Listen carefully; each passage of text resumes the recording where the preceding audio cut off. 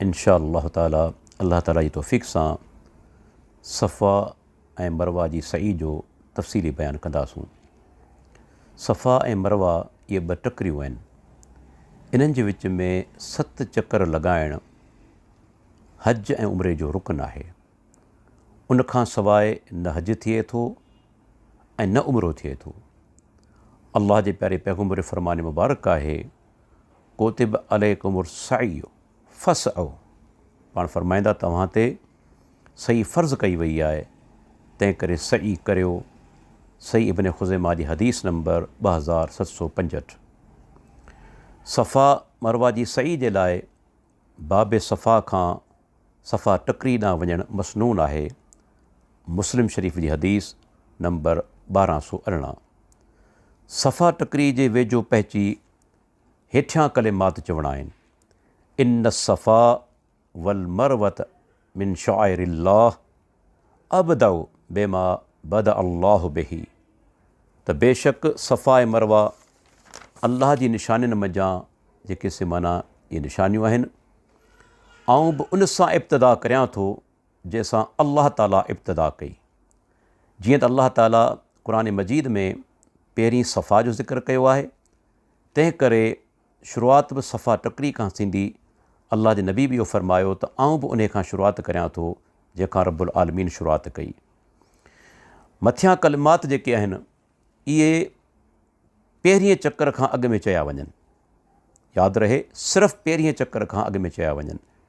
बाक़ी जेके फेरा थींदा उन्हनि में इन्हनि कलिमात खे वर्जाइणो नाहे। शेख मोहम्मद बिन सालिह अल उसैमीन रहमतुल्लाह अलैह पंहिंजे फ़तावा जे जिल्द नंबर 22 ऐं सफ़ो नंबर 448 ते इन ॻाल्हि खे बयानु कयो आहे त सिर्फ़ु पहिरीं फेरे जे इब्तिदा में इहे कलिमात चया वेंदा। बाद में जेके बि असीं फेरा कंदासूं यानी 6, उन में इहे जेके अल्फाज़ नाहिनि चवणा। सफ़ा पहाड़ी ते चढ़ी बैतुल्लाह ॾांहुं मुंहुं करे हथु खणी, वाज़िर हथु ईअं खणबा जीअं माण्हू दुआ जे लाइ खणंदो आहे। के माण्हू जेके जहालत जे करे या अणॼाणाई जे करे हथु ईअं खणंदा आहिनि, रफ़ुल यदैन जेका समन कबी आहे, रफ़ुल यदैन वांगुरु हथु कोन खणबा, बल्कि जीअं दुआ जे लाइ हथु खणबा आहिनि ईअं जेके सिमन हथु खणबा ऐं 3 दफ़ा अल्लाहु अकबर चइबो। उनखां पोइ हेठियां कलिमात 3 दफ़ा चवणा आहिनि, ला इलाहा इल्लल्लाह वहदहू ला शरीक लहू लहुल मुल्क व लहुल हम्द वहुव अला कुल्लि शैइन क़दीर। ला इलाहा इल्लल्लाह वहदहू अंजज़ वअदहू व नसर अब्दहू व हज़मल अहज़ाब वहदहू। हीअ हदीस सही मुस्लिम जी आहे, 1218 नंबर ऐं 1780 नंबर। इन्हनि कलिमात जो तर्जुमो आहे, अल्लाह खां सवाइ को बि हक़ीक़ी माबूद नाहे, हू अकेलो आहे, संदसि को शरीक नाहे, संदसि ई बादशाहत आहे ऐं उन लाइ ई हर क़िस्म जी तारीफ़ आहे। हू हर शइ ते कुदरत रखंदड़ आहे। अल्लाह खां सवाइ को हक़ीक़ी माबूद नाहे, हू अकेलो आहे। हुन पंहिंजो वाइदो पूरो कयो ऐं पंहिंजे बाने जी मदद कयाई ऐं हुन अकेले लश्करनि खे शिकस्त ॾिनी। मथियां जेके कलिमात आहिनि इन्हनि जे दरमियान पंहिंजे लाइ, पंहिंजे औलाद घर वारनि जे लाइ, दोस्तनि जे लाइ ऐं ॿियनि मुस्लमाननि जे लाइ दुआऊं घुरी सघजनि थियूं, हता कि पंहिंजी ॿोली में बि दुआऊं घुरी सघजनि थियूं। इहे कलिमात 3 दफ़ा चवणा आहिनि, यानी पहिरें दफ़े इहे कलिमात चई तव्हीं दुआ घुरंदो, वरी ॿिए दफ़े इहे कलिमात चई तव्हां दुआ घुरंदो ऐं 3 दफ़े कलिमात चई उन खां पोइ माण्हू रवानो थींदो मरवा पहाड़ी ॾांहुं। शेख मोहम्मद बिन सालिह अल उसैमीन रहमतुल्लाह अलैह फ़रमाए थो त सफ़ा टकरी ते चढ़ण खां पोइ ला इलाहा इल्लल्लाह वहदहू ला शरीक लहू वारी जेका दुआ हाणे असां जेका था पढ़ीसूं, इहा दुआ जेका असां माना पढ़ण खां पोइ जेको सो 2 दफ़ा दुआ घुरबी, छो त कलिमात 3 दफ़ा चइबा। हदीस जा लफ़्ज़ आहिनि, सुम दआ बैन ज़ालिक, अल्लाह जे नबी इन कलिमात जे विच में दुआ घुरी। त हाणे पहिरियों दफ़ो जॾहिं कलिमात माण्हू पढ़ंदो त उनखां पोइ दुआ विच में अची वेंदी, ॿिए दफ़े जॾहिं कलिमात पढ़ंदो ऐं दुआ घुरंदो त उहा दुआ विच में अची वेंदी। लेकिन 3 दफ़े कलिमात चवण खां पोइ जेकॾहिं दुआ घुरंदासूं त विच में कोन ईंदी। तंहिंजे करे शेख इब्न उसैमीन रहमतुल्लाह अलैह फ़रमाए थो त 3 दफ़े कलिमात इहे चवण खां पोइ दुआ न घुरे, बल्कि दरमियान में घुरे। तंहिं करे कलिमात 3 दफ़ा चइबा ऐं दुआ 2 दफ़ा घुरबी। शेख साहिब जा फतावा आहिनि, जिल्द नंबर 22 ऐं सफ़ो नंबर 444। शेख इन ॻाल्हि खे वाज़े कयो आहे त कलेमात 3 दफ़ा चइबा ऐं दुआ उन जे विच में जेका सामान 2 दफ़ा घुरबी। वाज़े रहे त के माण्हू सई जो आगाज़ मरवा खां कंदा आहिनि। जेकॾहिं के माण्हू सई जी शुरूआति मरवा खां कई त संदसि इहो चकर शुमार न थींदो, बल्कि सफ़ा खां इब्तिदा करे मरवा ते ख़तमु करे, छो त 7 चकर मरवा ते ख़तमु थींदो। तंहिंजे करे जेकॾहिं को माण्हू मरवा खां आगाज़ करे थो त इहो ग़लति आहे, उनजो इहो चकर शुमार न थींदो। के माण्हू वरी सफ़ा खां सफ़ा ताईं 1 चकर शुमार कंदा आहिनि ऐं 7 जे बजाए 14 फेरा जेके सॾींदा आहिनि। वाज़े रहे त 1 चकर सफ़ा खां मरवा ताईं आहे, तंहिंजे करे 7 फेरा थींदा। सफ़ा खां इब्तिदा थींदी ऐं पुॼाणी थींदी मरवा पहाड़ी ते। हिक ॿी ॻाल्हि त जीअं असीं नफ़ली तवाफ़ करियूं था पंहिंजे लाइ, यकीनन इहो नफ़ली तवाफ़ सवाब वारो अमल आहे, पर नफ़ली सही करणु इन जो को सबूत कोन्हे। इहा ॻाल्हि ज़हन में रखणु घुरिजे त नफ़ली सही जो को सबूत कोन्हे। ऐं ॾिठो वियो आहे त बाद माण्हू जीअं तवाफ़ खां पोइ 2 रकात नमाज़ पढ़ी वेंदी आहे, सही जा 7 फेरा मुकमल करण खां पोइ 2 रकातूं पढ़ंदे नज़र ईंदा आहिनि। इहे 2 रकातूं अल्लाह जे प्यारे पैगम्बर खां या कंहिं सहाबा खां साबित न आहिनि। अहिड़े नमूने सां के माण्हू वरी सही जे दौरान इस्तबा जी कैफ़ियत में नज़र ईंदा आहिनि, यानी संदन सॼो कुलो ज़ाहिर हूंदो आहे। वाज़े रहे तवाफ़ क़ुदूम जे दौरान ई इस्तबा कबो आहे, बाक़ी इस्तबा कंहिं न की सही जे अंदरि आहे ऐं न की कंहिं ॿिए तवाफ़ जे अंदरि आहे। सफ़ा टकरी ते अल्लाह जो ज़िक्र करण खां पोइ ऐं दुआऊं घुरण खां पोइ मरवा ॾांहुं रवानो थिए। इन ई दौरान विच में सायूं ट्यूबलाइट्स जेके अचनि थियूं, इन दौरान सायूं ट्यूबलाइट्स अचनि थियूं, मर्दनि जे लाइ जेको सुमाना ज़रूरी आहे त उहो उन्हनि जे दरमियान हल्की डोड़ पाइनि। 1 ट्यूबलाइट खां आगाज़ कनि ऐं ॿी ट्यूबलाइट ताईं जेको सुमाना इख़्तिताम कनि। जेके मर्द आहिनि उन्हनि जे लाइ मसनून आहे त हल्की डोड़ पाइनि, पर औरतूं आम रफ़्तार सां हलंदियूं। जी बुख़ारी जी हदीस आहे 1644 नंबर ऐं सुनन कुबरा बेहक़ी जी रवायत आहे, जिल्द 5 222 नंबर सफ़ो। अहिड़े नमूने सां पोढ़ा जेकॾहिं बीमार आहिनि ऐं कमज़ोर माण्हू, उहे बि जेके माना डोड़ न पाइनि त को हर्ज न आहे।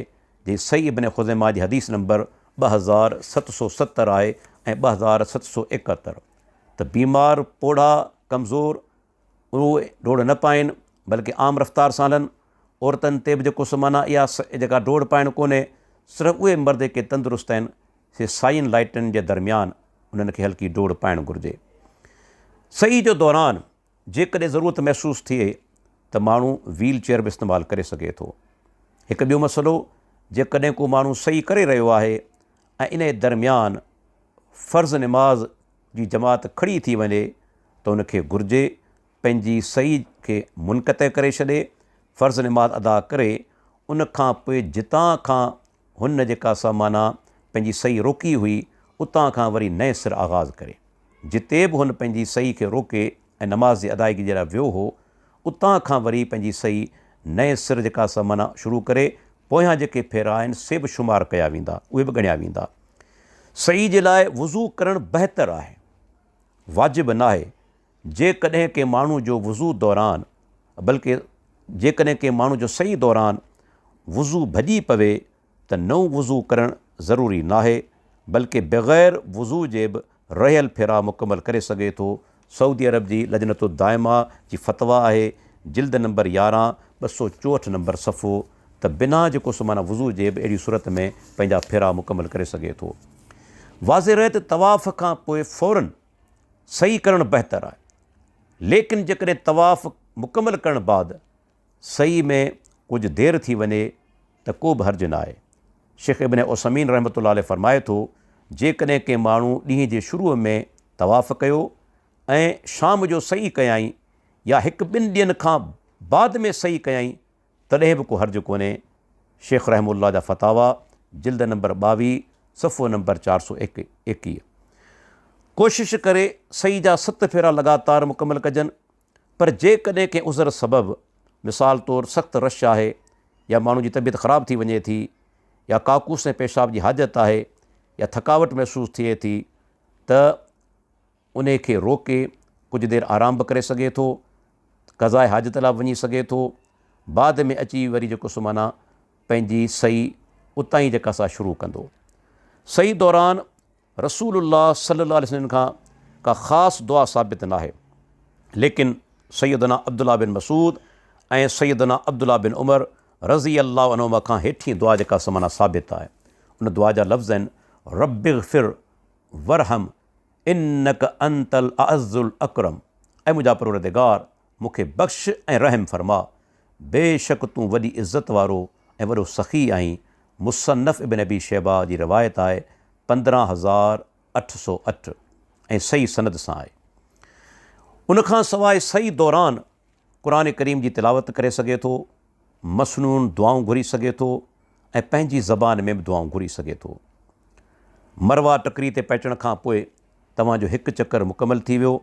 मरवा ते बि तव्हां क़िबले ॾांहुं मुंहुं करे हथ खणी 3 दफ़ा अल्लाहु अकबर चई हेठियां कलेमात 3 दफ़ा चवंदा, जेके असां अॻु में माना तव्हांजे साम्हूं बयानु करे चुका आहियूं त सफ़ा ते पहुचण खां पोइ जेका कलेमात चइबा आहिनि, ला इलाहा इल्लल्लाह वहदहु ला शरीक लहू लहुल मुल्क वलुल हम्दु व अला कुल्लि शैइन क़दीर, ला इलाहा इल्लल्लाह वहदहु अंजज़ वअदहु व नसर अब्दहु व हज़मल अहज़ाब वहदहु। इहे कलेमात हिते बि 3 दफ़ा चवे, 3 दफ़ा अल्लाहु अकबर चवे, पंहिंजा ॿई हथ दुआ वांगुरु खणे ऐं क़िबले ॾांहुं उनजो मुंहुं हुजे। इन ई कलेमात दरमियान दुआऊं घुरे, जीअं सफ़ा टकरी ते दुआऊं घुरी चुको, मरवा खां वरी सफ़ा ॾांहुं रवानो थींदो, इहो ॿियो चकर हूंदो। इन ई चकर दौरान बि सायूं लाइटूं अचनि थियूं ऐं इन ई दरमियान जेके नौजवान आहिनि, तंदुरुस्त आहिनि, मर्द से हल्की डोड़ पाइनि, औरतूं आम रफ़्तार सां हलंदियूं, बीमार मरीज़ ऐं पोड़ा बि आम रफ़्तार सां हलंदा। सफ़ा ते पहुचण खां पोइ ॿियो चकर मुकमल थी वियो। हिते बि साॻियो अमल करे जीअं शुरू में कयो हुआ आहिनि, लेकिन हिकु ॻाल्हि ज़हन में रखणु घुरिजे त आयत जेका पहिरीं चकर जी इब्तिदा खां अॻु में पढ़ी वई, इन सफ़ा वल मरवत मिन शाइरिल्लाह अबदउ बिमा बद अल्लाह बिही, हाणे कोन चवंदो। आयत जा लफ़्ज़ ऐं दुआ जा जेके लफ़्ज़ आहिनि, इहे हाणे कोन चवंदो। सिर्फ़ु पहिरियों दफ़ो जॾहिं सफ़ा पहाड़ी ते अचे थो, उन टाइम ते उनखे इहे लफ़्ज़ चवणा आहिनि। बाद में जेके फेरा ॾींदो उन में इहे लफ़्ज़ जेके से उनखे न चवणा आहिनि। हिकिड़ो मसइलो आहे, सही जे चकरनि में जेकॾहिं शक थी पवे त मूं 5 कया आहिनि या 6 कया आहिनि, 6 कया आहिनि या 7 कया आहिनि, त जीअं अॻु में ज़िक्र थी चुको तवाफ़ जे हवाले सां, त हेठिए अंग खे वठे, छो त हेठियों अंग यकीनी आहे। भई मूं 4 कया आहिनि या 5 कया आहिनि, चईं खे यकीनी सम्झे। जेकॾहिं बिल फ़र्ज़ु हिकिड़ो फेरो वधी वियो तॾहिं बि को हर्ज़ु कोन्हे, पर घटि न थियणु घुरिजे। अॻु में जी ज़िक्र थी चुको, सही दौरान जेकॾहिं थकिजी पवे त थोरी देरि जे लाइ आराम करे सघे थो, इन सां सही ते को बि असरु कोन पवंदो। जेकॾहिं हेठीं मंज़िल ते तमामु घणी रश आहे त जेका मथीं मंज़िल आहे उन हिते बि सही करे सघे थो। जेकॾहिं का औरत तवाफ़ करे चुकी आहे ऐं सही करण दौरान खेसि हैज़ अची वियो, त अहिड़ी सूरत में फेरा मुकमल करे संदसि सही दुरुस्त आहे। इहा फ़तवा ॾिनी आहे सऊदी अरब जी लजनतु दाइमा, जिल्द नंबर 11 सफ़ो 264। शेख इब्न उसैमीन रहमतुल्लाह अलैह पंहिंजे फ़तावा जे अंदरि जिल्द नंबर 22 सफ़ो नंबर 432, ऐं शेख सालिह बिन फौज़ान हफ़िज़हुल्लाह पंहिंजे किताब दुरूस व फ़तावल हज जे अंदरि पहिरियों जिल्द 198 नंबर सफ़ो, इन्हनि उलमा जी फ़तवा आहे त जेकॾहिं हैज़ बि अची वियो तॾहिं बि पंहिंजी सही मुकमल करे संदसि सही जेका सो माना दुरुस्त आहे। छो त इन जे बारे में सैयदना अब्दुल्ला बिन उमर रज़ी अल्लाह अन्हु जो कौल आहे त औरत बैतुल्लाह जो तवाफ़ करे ऐं बाद में खेसि सही खां अॻु में हैज़ अची वञे त उनखे घुरिजे त सफ़ा मरवा जी सही मुकमल करे। मुसन्नफ़ इब्न अबी शैबा जे अंदरि इहा रिवायत मौजूदु आहे। मालूम थियो सफ़ा मरवा जी सही पाकाई जी हालत में करणु हर हाल में अफ़ज़ल आहे, पर जेकॾहिं ताहारत न रही तॾहिं बि सही जेका सा करे सघिजे थी। हाणे हिकिड़ो सुवालु पैदा थिए थो त आया तवाफ़ खां अॻु में सही करे सघिजे थी या न। वाज़े रहे त रसूलुल्लाह सल्लल्लाहु अलैहि वसल्लम जो जेको माना तरीक़ो आहे त पाण सही तवाफ़ खां बाद में कंदा हुआ। अल्लाह जे नबी जो इहो ई तरीक़ो आहे। पर यौमुन नहर 10 ज़ुल्हिज जी तारीख़ हज जे मौक़े ते हिकु माण्हू अची चयो, अल्लाह जा रसूल मूं तवाफ़ खां अॻु में सही करे छॾी या का शइ अॻु में करे छॾी अथमि या वरी पोइ ते करे छॾी अथमि, पाण फरमाईंदा रहिया ला हरज, इन में को हर्ज न आहे, को हर्ज न आहे। अबू दाऊद जी हदीस 2015। यौमुन नहर ते अल्लाह जे नबी खे जॾहिं हिकिड़े माण्हू चयो त मूं सही अॻु में करे छॾी आहे ऐं तवाफ़ बाद में कयो अथमि, त पाण सुगुरा फरमाइनि था इन में को हर्ज न आहे। इमाम अहमद बिन अंबर रहमतुल्लाह अलैह इन हदीस जी तशरीह कंदे चवे थो, जेकॾहिं वेसर ऐं अणॼाणाई सबबु सही तवाफ़ खां अॻु में कयाई त उन लाइ काफ़ी आहे, पर जेकॾहिं ॼाणी वाणी कयाई त उहा सही काफ़ी न थींदी। अल मुग़नी इब्न कुदामा जिल्द नंबर 4 ऐं 579 नंबर सफ़ो। शेख इब्न उसैमीन रहमतुल्लाह अलैह फरमाए थो, तवाफ़ खां अॻु में सही हज में जाइज़ आहे, उम्रे में कोन्हे। शेख जो किताब अशरहुल मुम्तिउ जिल्द नंबर 7 सफ़ो नंबर 274। शेख अब्दुल अज़ीज़ बिन अब्दुल्ला बिन बाज़ रहमतुल्लाह अलैह बि चवे थो त तवाफ़ खां अॻु में सही मुतलक़न जाइज़ आहे, चाहे हज हुजे या उम्रो। यानी शेख इब्न बाज़ जी जेका फ़तवा शेख इब्न उसैमीन जी फ़तवा जे बिल्कुलु उबतड़ आहे। शेख इब्न उसैमीन चवे थो त हज में जीअं त हिकिड़े ॾींहं जे अंदरि काफ़ी कम करणा हूंदा आहिनि, जेकॾहिं सही अॻु में करे छॾे तवाफ़ बाद में करे त को हर्ज कोन्हे, लेकिन उमिरे जे अंदरि उहा सूरत हाल न हूंदी आहे, तंहिंजे करे उनखे हर हाल में सही जेका सा बाद में करणी आहे, छो त अल्लाह जे नबी जो तरीक़ो बि इहो आहे। जॾहिं शेख इब्न बाज़ चवे थो त उमिरे जे दौरान बि जेकॾहिं सही अॻु में करे छॾियईं त सही आहे, पर हक़ीक़त में ॾिठो वञे त शेख इब्न उसैमीन जी फ़तवा वधीक जेका माना ताक़तवर आहे, छो त अल्लाह जे प्यारे पैगम्बर कॾहिं बि इहो कमु कोन कयो आहे। तंहिंजे करे उमिरे जे लाइ का एॾी सख़्ती बि कोन हूंदी आहे, एतिरी जेका असां जंहिंखे चइजे रश बि कोन हूंदी आहे। तंहिंजे करे असां ते लाज़िम आहे असां मसनून तरीक़े मुताबिक़ पहिरियां ई तवाफ़ करियूं, बाद में सही करियूं। हा, हज दौरान बेनता रश हूंदी आहे ऐं हिकु ॾींहं ते तमामु घणा कम करणा हूंदा आहिनि।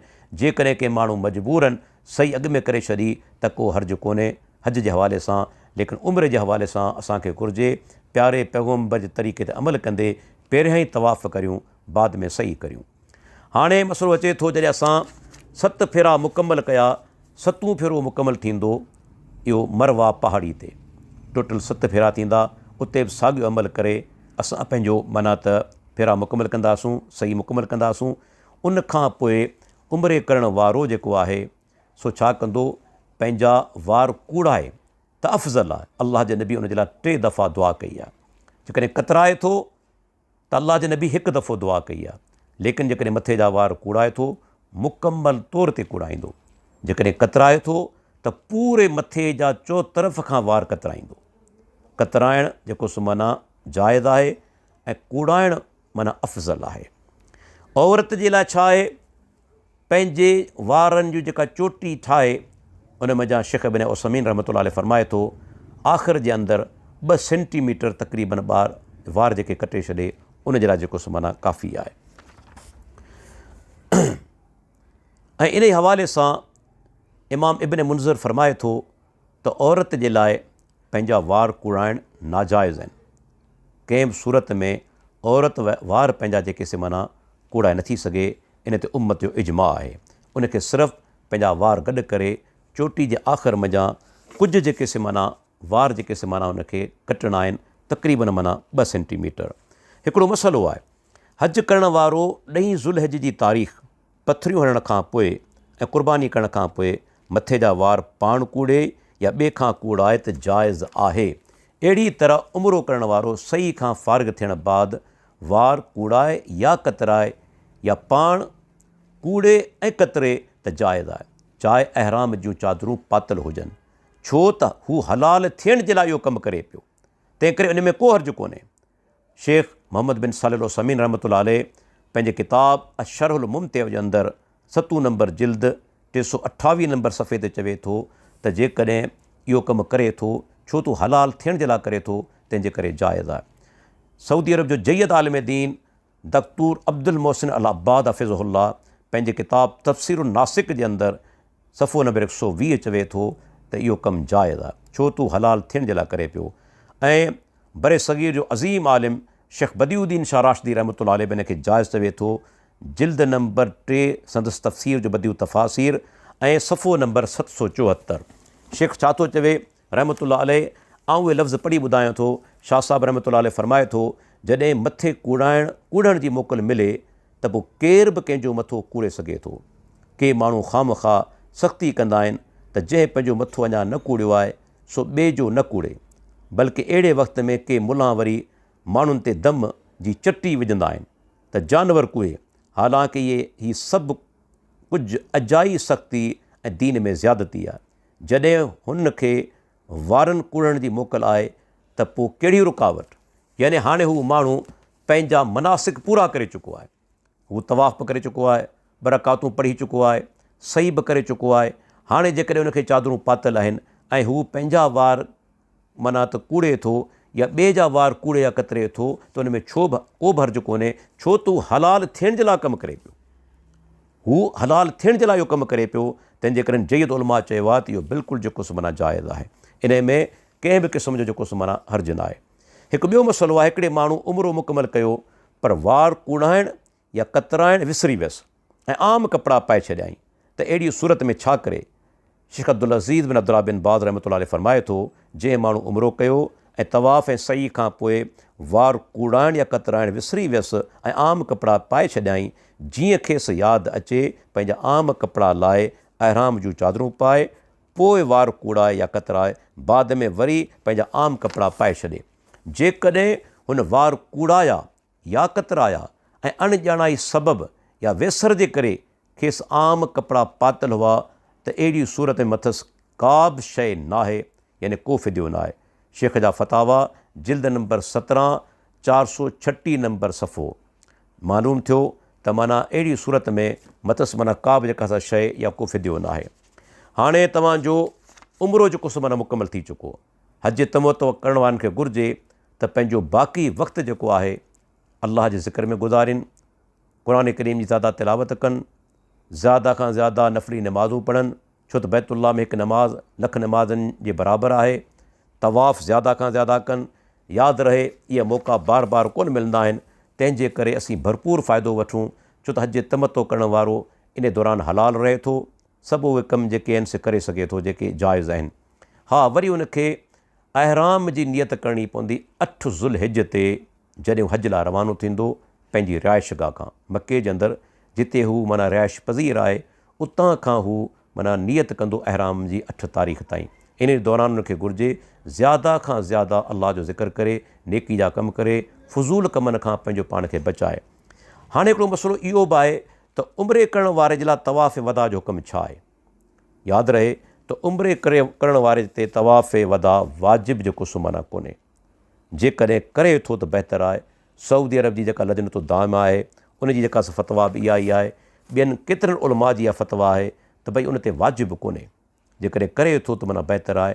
हा, जेकॾहिं हज करण वारो आहे त हाजीअ ते तवाफ़ वदा वाजिबु आहे, लेकिन उमिरे करण वारे ते तवाफ़ वदा वाजिबु न आहे। करे त बहितरु आहे ऐं अफ़ज़ल आहे। केतिरनि उलमा इन शइ जी फतवा ॾिनी आहे। शेख साले बिन फौज़ान, अब्दुल मोहसिन अल अब्बाद, अब्दुल अज़ीज़ बिन अब्दुल्ला बिन बाज़, सऊदी अरब जी लजनतु दाइमा ऐं अहिड़े नमूने सां ॿिया बि केतिरा ई उलमा आहिनि जिन जेको सो इहे फतवाऊं ॾिनियूं आहिनि। अल्लाह ताला खां जेको सो माना असीं दुआ घुरूं, अल्लाह ताला असांखे हर कमु जेको सो माना सुनत मुताबिक़ करणी तौफ़ीक़ अता फ़रमाए। इंशा अल्लाह ताला अॻीं क़िस्त जे अंदरि असां माना त हज जो बयानु कंदासूं ऐं पहिरीं असांजी क़िस्त थींदी 8 तारीख़ ज़ुल्हिज जी, कहिड़ा कमु थींदा आहिनि, हाजी खे कहिड़ा कमु करणा आहिनि, असीं तफ़सील सां बयानु कंदासूं इंशा अल्लाह ताला। इन में हर ॾींहं जे हवाले सां क़िस्त अलॻि हूंदी। 8 तारीख़ जी अलॻि हूंदी, 9 जी अलॻि हूंदी, 10 जी अलॻि हूंदी, 11 जी अलॻि हूंदी ऐं 12 जी अलॻि हूंदी। इंशा अल्लाह ताला इन में तफ़सीली बयानु थींदो। जेके मसाइल हाजी सगूरनि खे पेश अचनि था, कोशिशि कबी त उनखे बयानु कयो वञे। अल्लाह ताला असांजूं नेकियूं क़बूल फ़रमाए। अस्सलामु अलैकुम वरहमतुल्लाहि वबरकातुहू।